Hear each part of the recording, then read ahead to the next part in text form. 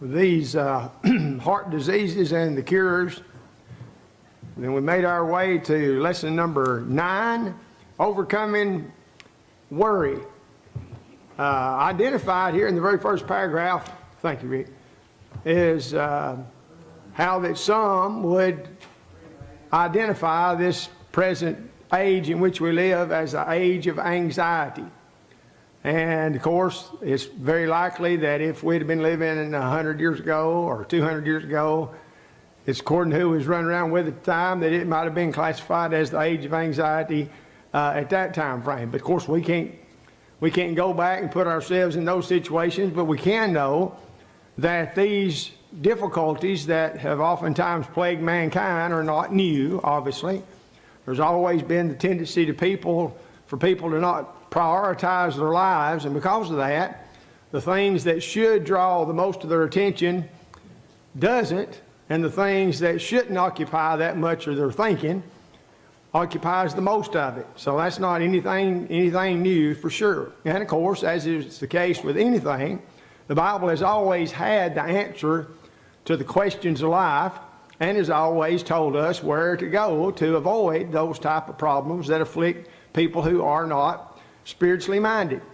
And so, I was just going to say, this was written in 1972. I didn't have any anxiety. no, 1972, not at all. It Man, says that was the age of it. I mean, I was a sophomore in high school. No anxiety at all. Well, I take that back. I did have a real problem with acne. But that was about it, you know. A real bad acne problem, you know.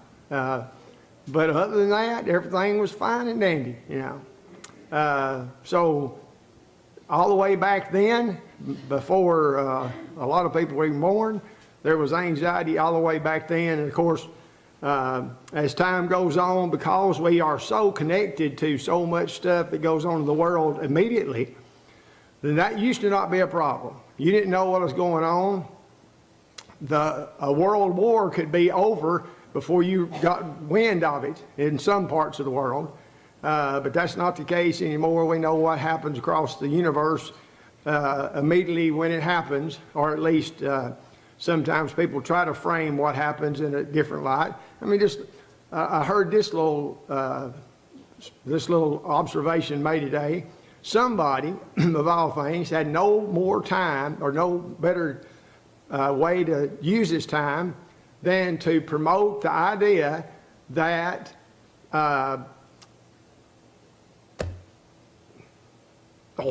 can't even remember the name of the cookies now. It's got Oreos. That they'd made an Oreo cookie that had a special filling in between it. And so they had advertised it, and everybody said, boy, we got to get that. It was fake news. No such thing. Now, somebody is going to spend their time, and they had, there was actually a picture of this brand new kind of Oreo cookie that had a special kind of filling in it. And they photoshopped it and all, you know, and it looked like the real thing, and the advertisement, and it wasn't even real. Now, people obviously, now somebody says, well, if you can get all bent out of shape because of a false advertisement about an Oreo cookie, then you got too much time on your hands. But that's the world in which we live. And we have to be discerning of what even gets our attention, because ultimately, the things that take our attention off of what matters are things that shouldn't be taking our attention off things that matter. And this lesson opens up with one of those classic examples of two women. One woman was doing the right thing. The other woman, who happened to be her sister, was not doing the right thing. Now, it's not that the woman that wasn't doing the right thing wasn't doing something good. It was not the priority that she should have been doing. And of course, we're talking about a book, I think, that was written by Jane McWhorter entitled Martha, Martha, or maybe somebody else that wrote that. I think it was Jane McWhorter. But remember, when Jesus was visiting at Bethany with this family, of course, Lazarus and his two sisters, Mary and Martha, then Mary was doing what? While Martha was cumbered about with many things. She was paying tribute. She was listening to Jesus talk. She was soaking in all the information that Jesus was telling. And of course, Martha, you can picture what Martha's doing. She's putting that last little sweeping on the kitchen, you know, and cleaning off the cabinets, you know, and making sure the fork and the spoon's on the right side of the plate and all this stuff, you know. And so she comes in and actually tells the Lord to get involved in getting her sister off her seat there and get her to come in there and help him. But the Lord did not tell her what she wanted him to tell her. She said, really, you know, Mary has chosen the better part. Now, that doesn't mean, and of course I know that some have taken that to extreme, says, well, the Lord don't care whether you eat off of filth or not. Because look at, he said, that's not the point. The point was there was a priority available at that time, and Martha did not make a priority out of listening to Jesus talk. His time here upon this earth in his personal ministry was limited. And of course, you know, you wonder how many of them even bought into the idea that it was going to be a very, very, very short time. I mean, nobody knew, well, that's the last time I'll ever get to hear the Lord talk, you know, or that's the last lesson I'll get to hear him preach. But it was a very short time of those 3 to 3.5 years of his public ministry. And here was a woman of these two sisters who saw the need to take advantage of the Lord being there in their presence and teaching, while the other one was busy trying to get everything in the household fixed. And she was anxious about stuff that really did not matter that much. And we can get into the same situation ourselves, as we'll see in this lesson. Notice some of the things that are mentioned here in this first. And if we don't have a job, we worry about that. But if we do have a job, we worry about losing it. Of course, most of you know I worked in a boiler shop as a welder for 8 years over in Chattanooga. And it seemed like every day there was a new rumor about what was fixing to happen. They was fixing to close it down, or they were fixing to do this or do that, you know. It was just something all the time, just kept people stirred up. And, oh no, we may not have a job next week, you know. Well, of course, there ain't no jobs there no more. But at that time, it was just constantly something to worry about. And so then they'd throw all this overtime on you. And so people would say, well, we got to work this overtime because we might not have, after we get done with this job and working all this overtime, we may not have a job, so we better. And so there was that constant concern of what's going to happen. Are we going to have a job? And that's the way it is in every area. Once you got a job, we're going to keep on being paid as much as we do. I think there's an interesting point that's made somewhere in this lesson about the tendency that people develop ulcers based upon what the stock market is doing, you know. Well, I just got through having an ulcer, you know. I would have thought if there's anybody that couldn't get an ulcer, it was me. Or if I was going to get an ulcer, it would have been a long time ago. But evidently the stress of the surgery on my neck and trying to get over that caused me to develop an ulcer. So there is a mental thing that ends up affecting you in a physical way. And we'll see more about that in this lesson as well. Some other comparisons. If you don't have any money, you worry about not having any money. But if you do have money, you're worried about where did it all go. You know. If you don't have a car, you worry about that. But if you do have a car, you say, how long is it going to be before it breaks down? I got to get another one. You know, I think about that every day. You know, once it gets over 200,000 miles, I'm on borrowed time right now. You know, if we don't have an education, we worry about that. But if we get an education, then we're worried about whether we're actually going to pass, and then we worry about how we're going to pay for this goofy education that'll never end up paying the dividends they were supposed to pay. It's a racket, folks. Let me tell you something. If you have any way that you can influence a young person today, influence them away from signing their name to a loan that it will take them working in a high-paying job 20 years just to pay back. Do it. Because it's a racket. And I've told every one of them that. It's a racket. The federal government will give you the money to go to school. Borrow as much as you can. And don't worry about it because you know you can't be worth anything in our world today without having a college education. That's false. That's not so. But yet that line is fed by the federal government, by the National Education Association, and everybody else to where you think you cannot be a successful human being unless you've got a degree from a university somewhere. That's not the case at all. George had a doctorate degree, and look where it got him, you know. Have you seen his pickup truck? We worry about, if we're sick, we worry about that, but if we're well, we're worrying about getting sick. We feel a flutter in our heart and we say, oh no, you know. I've got one of the illustrations that I use sometimes, and I've seen this, and this is not throwing off on anybody without there being evidence to draw this analogy. I mean, here you got a few, and this is just because this is the people that I've observed. It maybe goes the other way. I just hadn't observed it this much. But you got 3 or 4 women who talk every day, and one of them sees on the early morning news there's a new type of disease, a physical problem that is going across the country, and some of the characteristics of this disease they've got. Before the day's over, the girls that they're talking to on the phone, they have some of those problems too. And then lo and behold, that night turn on 2020, and 2020 has a whole episode on this particular disease.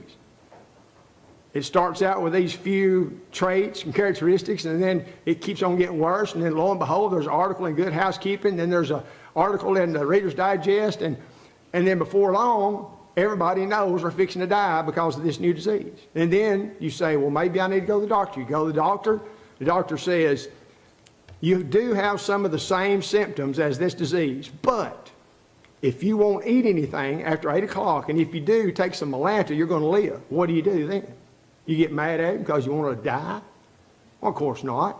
But that kind of reinforcing what somebody else has ends up, of course, you know as well as I do, is that people can, we tried this in the water shop. We had it made up the night before. There's this fellow that worked down in the test area. He happened to be a Baptist preacher. And so we had it made up. The next morning, everybody that came in, as we went by, we were going to make some comment about how he looked. By 9 o'clock, that old boy went home, went to the doctor. Says, Larry, you don't look too good. Have you got a temperature? Well, I feel fine. About an hour's worth of that, he was sick as a dog. Just the power of suggestion. Power of suggestion.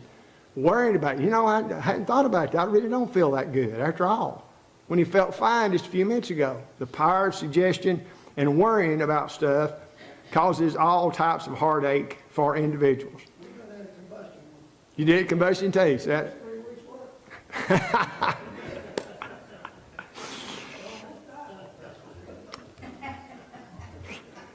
so here's what the last sentence of this first paragraph says. If I have so many troubles that if anything happened to me today, it'd be 2 weeks before I could get around to worrying about it. I remember at the back of the building right back there one time, the lady came in, and Frankie made the mistake of asking her how she felt. And she commenced to tell him from the bursitis in her shoulder to her knee was tingling and I mean, she just went all the way through her body.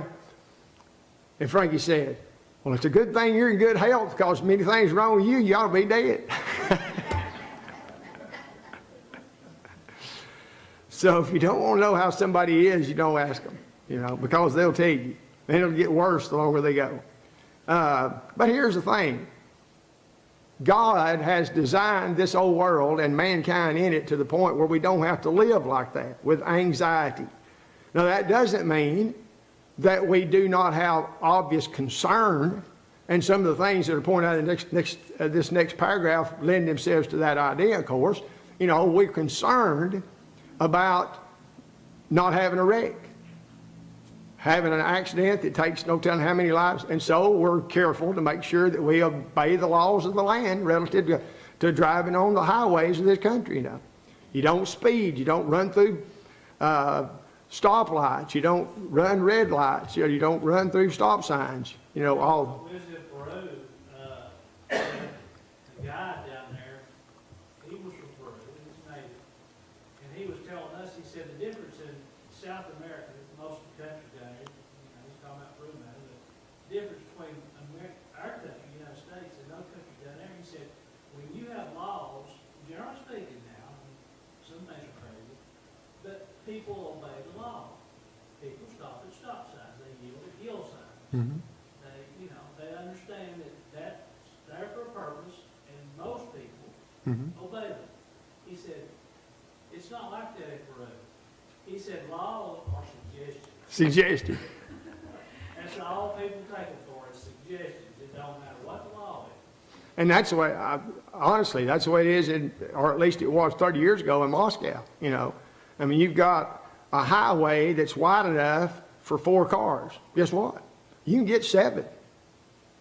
And some of them guys that was driving us around, they wanted to impress us as to how close they could get to the cars in front of them and back them on each side and not wreck, hoping we'd bring them back to America. I said, I don't want you to impress me with your driving, you know. So when we obey the laws of the land, that is a pretty good indication that we're trying to avoid having a wreck that might cost us our lives. Same reason why we try to be more careful, at least society is encouraged to do that, as to what we eat, the amount of physical exercise we get, you know. Just because you used to eat a pound of bacon every morning don't mean that you ought to eat a pound of bacon every morning, you know. And the old excuse, well, Grandpa didn't live to be 96, yeah, and Grandpa sweated a whole lot more than you ever have too, you know. So there's all types of things that figure into a justifiable concern that's not anxiety. We should be concerned about a lot of things, you know. If you want to live to be old, you know, you don't do something that will take your life early, you know. And of course, the thing is, the older I get, I don't think I want to live both. I don't know if I want to be that old, as a matter of fact. And then here he says, here's the problem.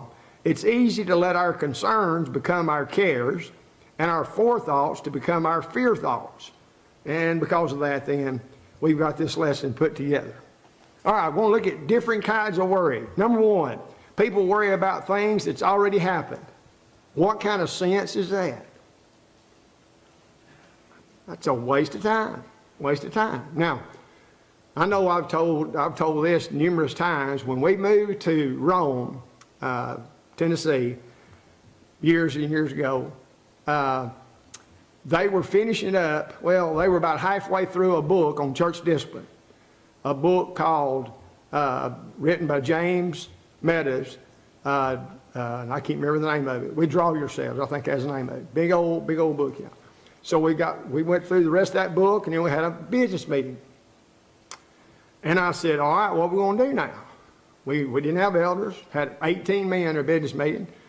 And before anybody had a chance to say anything, by way of suggestion, one fella said, well, let me tell you something. If we start trying to implement the stuff we've learned in this book, then there's going to be a bunch of skeletons come out of the closet. Well, here I am, you know, young whippersnapper, you know. But by then, by 6 months, you know, I knew him pretty good. I said, what do you mean by that? If you mean skeletons in the closet, you mean unrepented of sins, them skeletons better get out here and dance on the table right now so we can get them behind us. If that's what you mean by skeletons in the closet, you know. And if it's not unrepented of sin, then what is it? What is it? And of course, you know, we ended up implementing a discipline program and had to withdraw from some people. And as is the case, oftentimes some didn't believe they'd ever seen anything like that happen because people had never followed the Bible in regards to the matter before, at least in their knowledge. But when it comes to the past, if we're not talking about sin that keeps us back there, what else could possibly keep us back there? Now, we use the example of Paul sometime. Did Paul ever forget that he was right there when Stephen was stoned to death? I don't think he ever forgot that. As a matter of fact, I think that was probably a lot of his motivation when he was being beat himself, or when he was being stoned himself. He was thinking about, here was this young man who just preaching the gospel, was stoned to death right there before his very eyes, and he held the coats of the guys that stoned him to death, you know. But he remembered that. But did he know that he was forgiven from participating? Well, sure he did. And that's why he was said that he would say things like, you know, woe is me if I don't preach the gospel. You know, I've got to preach the gospel. I'm a debtor to all men, Jews, Gentiles, rich, poor, regardless of who they are. I've got to preach the gospel. I can't shun to declare all the counsel of God. But to not deal with the problem of sin in the past is a waste of time. Can you go back and unsay something you said that your wife remembers about once a year? Can't do it. You can't do it. You can't go back and unsay that. You remember when you, no, I would if you wouldn't bring it up every year about this time, you know. I'd forget it, or probably wouldn't, you know. We remember so many times the things we wish we didn't remember, and the things we wish we could forget, those are the things we remember, sadly. So to live in the past is a waste of time for sure. And then and here's something that when it comes to forgiveness, if God forgives us, then we have to forgive ourselves. Now there's a big if. If God doesn't forgive us, then we better not try to forgive ourselves because we can't anyhow. But if we're forgiven by God, then there's absolutely no reason for us to continue to wallow in a feeling of self-pity because of sin that God has forgiven us of, for sure. Second thing, people worry over things that are inevitably going to happen anyhow. You know, I've got a lesson called Our Greatest Danger. And there's a whole lot of different areas that I deal with in that lesson. You know, one is there's the danger of marriage. When you look at the statistics, half of the marriages end in divorce. Well, since it's so, I heard somebody say one time, the cure for divorce is do away with marriage. You won't have no divorce no more. Well, that's sort of a simplistic way to look at it. But if people are looking at marriage and they say, well, you know, since the percentages are so high that marriage is going to end in divorce, then the best thing you do is not ever get married. And then you try to get your kids thinking on that same line, and lo and behold, what do? They end up getting married anyhow. And they say, well, Daddy, you did. Mama, y'all did. Y'all got married, even though percentages may not have been as high back then, but y'all got married anyhow. So why would you worry that your kids are going to grow up and start dating somebody and then marrying them? That's probably going to happen. It's probably going to happen. So it'd be silly to worry or be anxious over that happening because it's probably going to happen. As a matter of fact, the Bible calls such a relationship an honorable thing in Hebrews chapter 11, or 13 at verse 4. People worry about dying, but nobody ever does anything about it. Isn't that amazing? Person says, when we first moved up to Smith County, there was a man in the congregation that I found out when we first moved there that he had been taken off of his blood thinner because he had a bleeding ulcer. Okay. And he'd been on blood thinner for years, you know. So well, sure enough, 2 weeks after we moved up there, I get a phone call at 2 o'clock in the morning, he'd had a stroke. And so run to the hospital in Lebanon, you know, and his doctor was a member of the church. And so when the family came in there the next day and they said from the scans they'd done of his head, his brain, that he was brain dead. And so when he said that, they said they want to move him to the nursing home, the VA nursing home at Murfreesboro. And the family, his wife, his 3 boys, all turned around and looked at me. What do we do? Looked at me. What do we do? You know, I didn't know what to tell them. And so Dr. Farah said, well, you don't have to make a decision right now. And so me and him went in another room, and he said, here's what we do in a situation like this. We're going to move him in another room until they make a decision. And what we'll do, we'll not use any heroic means to prolong his life, seeing as how he's already brain dead. I said, what do you mean by that? He said, well, if he has a heart attack or another stroke, then we're not going to ventilate him and shoot him full of medicine. We're not going to do anything to artificially prolong his life. And of course, this is back before there was so much of the living will promotion, you know.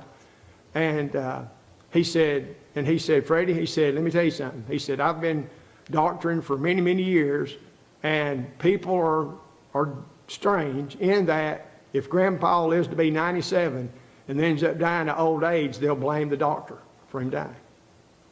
And sometimes that's what happens. If he'd had a decent doctor, he'd lived to be 969, like Methuselah, I guess, you know. But has anybody worried about dying ever escaped it? Only Enoch and Elijah's on the ones that didn't pass through death, see? So it doesn't do a bit of good to worry about dying. I mean, I've when I was a kid, I'd lay in the bed at night and worry about mom and daddy dying. You know? Of course, I'd worry about breathing too while I was asleep. Said, what if I forget to breathe? I'll be dead. I won't have to worry about mom and dad. But it didn't do a bit of good except ruin opportunities to sleep. Don't worry about stuff that is going to happen. And the thing is, if you worry about getting old, what's the alternative? You probably ain't gonna get old. That's right.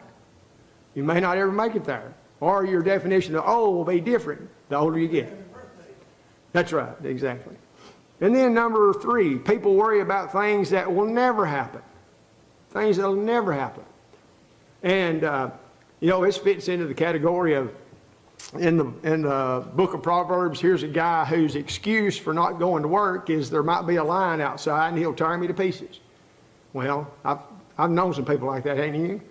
It didn't matter much at all as to they'd come up with an excuse to keep from having to do something. And so many times, things that you worry about possibly happening, there's no way that ever happened. And so it's a futile thing to worry about those things. Mark Twain here is quoted, I've worried over a great many things in life, the most of which never happened. So that was wasted time, which will figure in as to why we should avoid worrying about stuff that's not ever going to happen. That's certainly not a good steward of time at all. And then the classic text here, and of course there are other texts that we read in the New Testament that could fit into this category. But according to Wendell here, this classic text is in the middle of the Sermon on the Mount, Matthew chapter 6, beginning at verse 24. And here are some of the points to be made from this particular context. Number 1, worry is unnecessary. Do we think that a God who is so concerned with the natural world to the point that it proceeds right along, never missing a beat, that he would not be concerned for us as well? Well, that'd be crazy for us to not consider the fact that God is our Father that we talked about on Sunday morning, that we as children of a Heavenly Father know that He knows what our needs are, and of course He later on in this very same context tells us that we'll be blessed with those things that we need if we simply keep our priorities in order. Secondly, He says worry is cruel. It's cruel. Now, and here He says, if God will so clothe the lilies of the field, the fowls of the air, you mean He'd take more concern for those things than He would for man that He created in His own image? That doesn't make much sense, does it? It's outside of being reasonable. Number 3, we shouldn't worry because He says don't worry. Pretty simple. If we're going to be obedient to the will of God, then when the Lord says don't do something, and when He says don't be anxious, don't be eat up with anxiety, then we'd be violating that command if we did. Isn't it amazing? The same Bible that says he that believeth is baptized to be saved also says do not be anxious. Now we look at one and see it as essential. We look at the other and says, well, we can take it or leave it. No, it's just as essential as well. Number 4, it's futile. It's futile. Now you can, he makes the point here, suppose you are vertically challenged, which is a nice way of saying short, you know. You can get some platform shoes, you know. You can get you a top hat that makes you look taller. You can wear the style of clothes that makes you look taller, you know.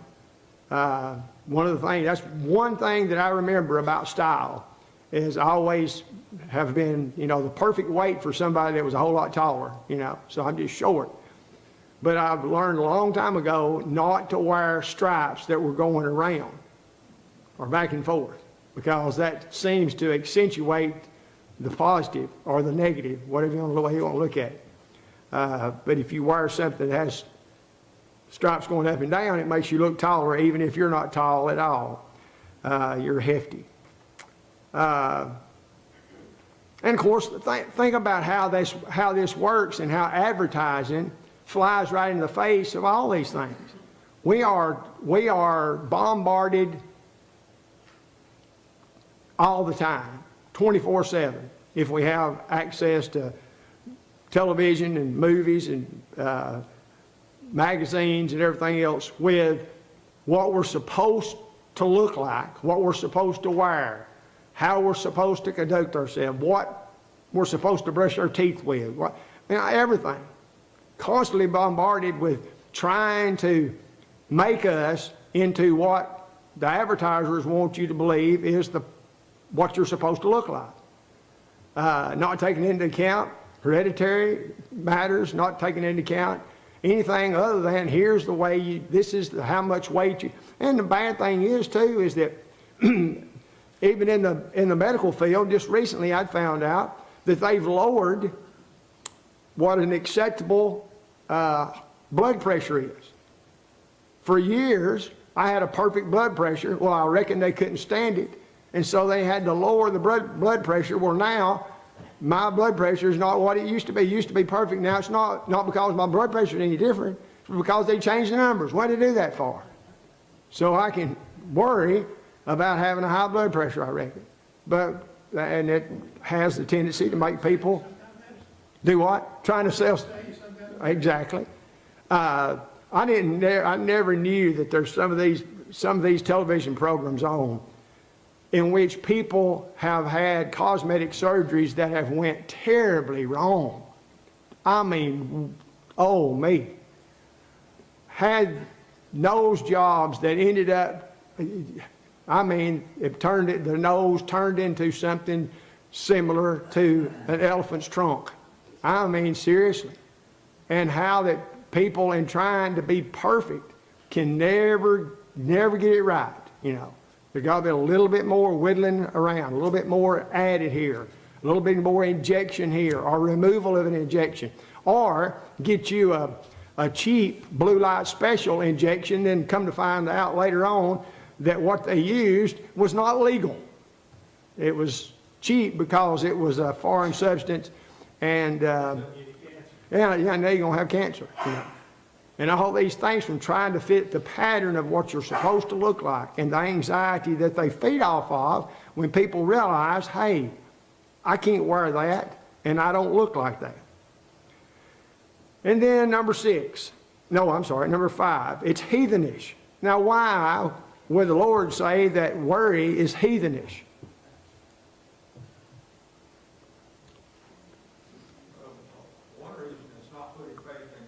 Absolutely. It's not putting faith in God, it's thinking about things the way a heathen would think. Because a heathen is only concerned with the here and the now, see?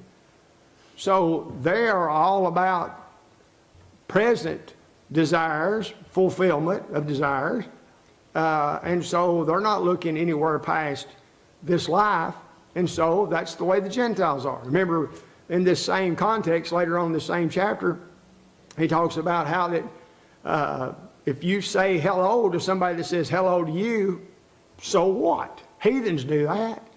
That's not going anywhere outside of normal, you know. If that's the criteria for how we act is what heathens do, then that's not a very high level that we're trying to attain, that's for sure. But we can't be motivated like the heathens are motivated.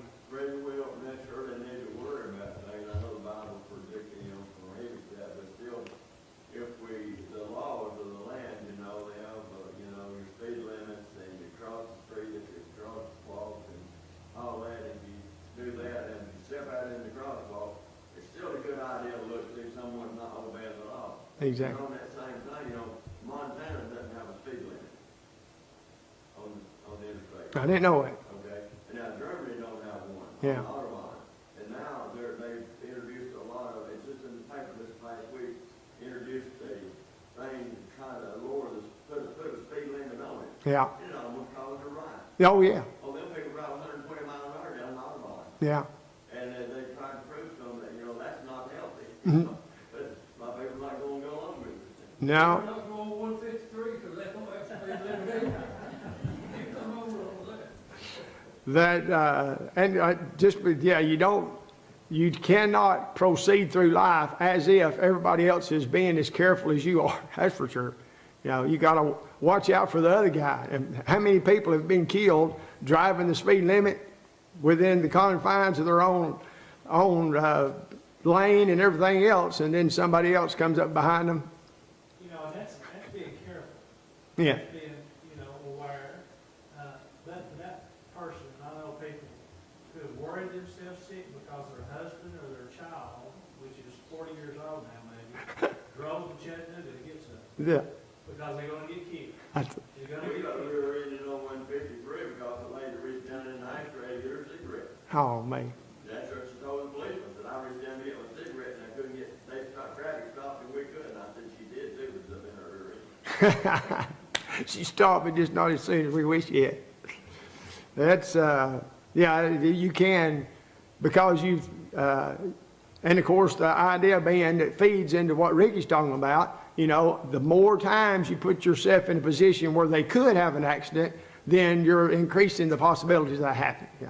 So the less time you're on the road, well, you take it to an extreme, then you just order everything that you have at your house from Amazon or Walmart and don't ever get out on the road because you're taking your life into your own hands when you do. So there's got to be a balance involved in it for sure. And then, of course, number 6, you'd think, faithlessness. The anxiety that breeds, or the faithlessness that breeds anxiety doesn't take into account that the Lord knows you have need of these things. And he uses an example here. Remember at the end of the 13th chapter of the book of John, there Jesus has told his apostles, y'all are all going to be offended at me this night. One of you's going to deny me before the cock crows, and all this stuff. And without a doubt, by the time they get done with that Last Supper, those guys are feeling down in the dumps for sure. It's all coming to a screeching halt, they think. They can't see past the crucifixion, see.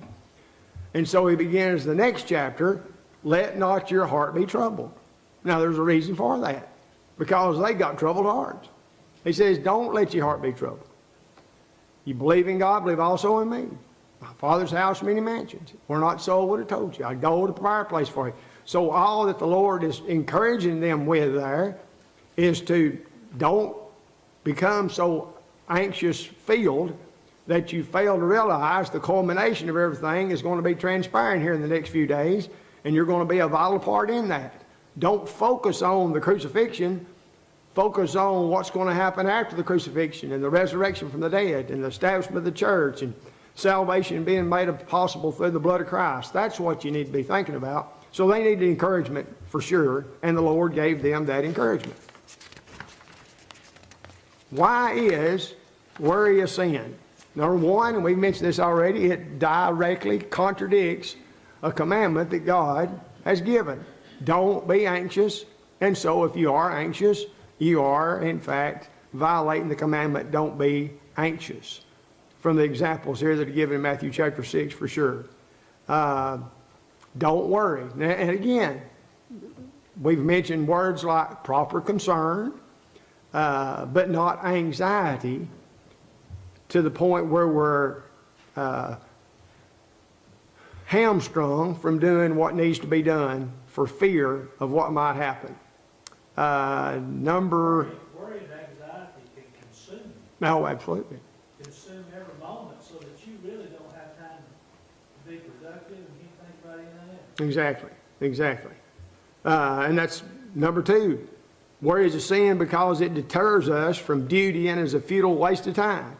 And I don't know, it's amazing some of these university studies that were conducted. Here's one that revealed that 40% of the worries of people are over things that never happened. 30% are over the past and things that cannot be changed. 22% are over petty and needless worries, and only 8% are over things legitimate. So that means 92% of the worrying is taking up time that could well be spent doing something productive other than worrying about stuff that's not going to change anyway. Number 3, it impairs health. Have you ever heard it said, she worried herself sick? Yeah. I remember people talking about when James was in Vietnam and Mona, his mama, was bad health. She just would pick at her arms all the time, She was worried sick,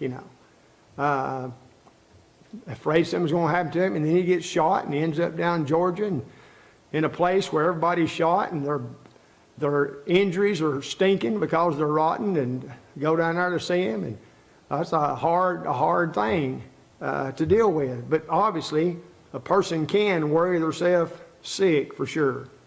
It's detrimental to good health. I've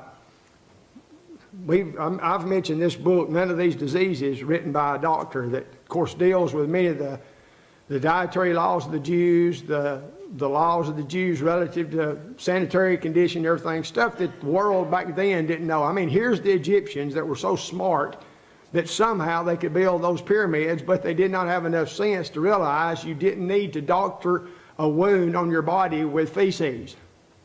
That shows not much sense. Well, the Israelites knew that. Well, where did they get that information? From God. When it came to waste, you were to go outside the camp and you were to cover it up, not use it as a medicine, as the Egyptians were trying to do for sure. And of course, in that same line of reasoning, fatigue, hives, and I ain't never heard of this one before, angioneurotic. Does anybody have any idea what that means? Brenda? Dr. Brenda? I mean, angio sounds like it has something to do with the heart or the blood system. Edema, asthma, high blood pressure, fatigue,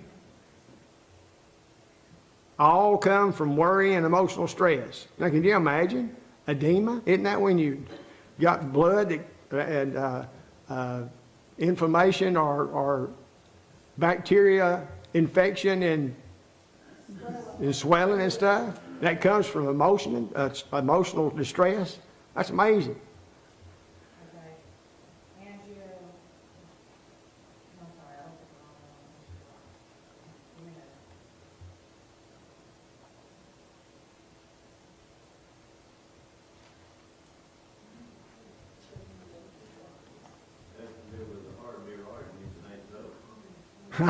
Yeah.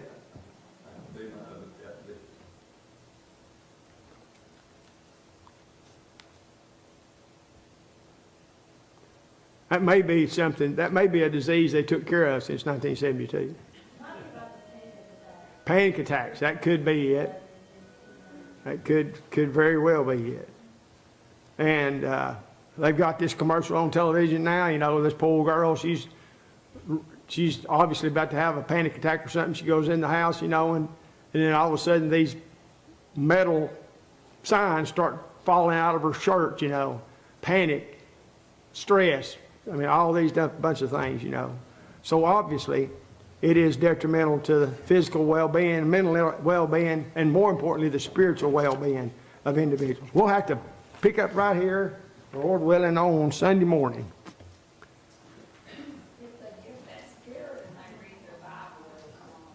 That's exactly right.